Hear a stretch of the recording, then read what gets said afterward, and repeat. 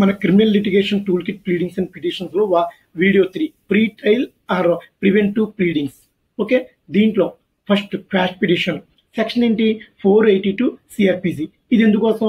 Quashing of FIR, quashing of charge sheet, quashing of proceedings. Leading judgment ఏంటి? State of Haryana versus Bhajan Lal 1992, Zandu pharma versus Sharaful హక్కు.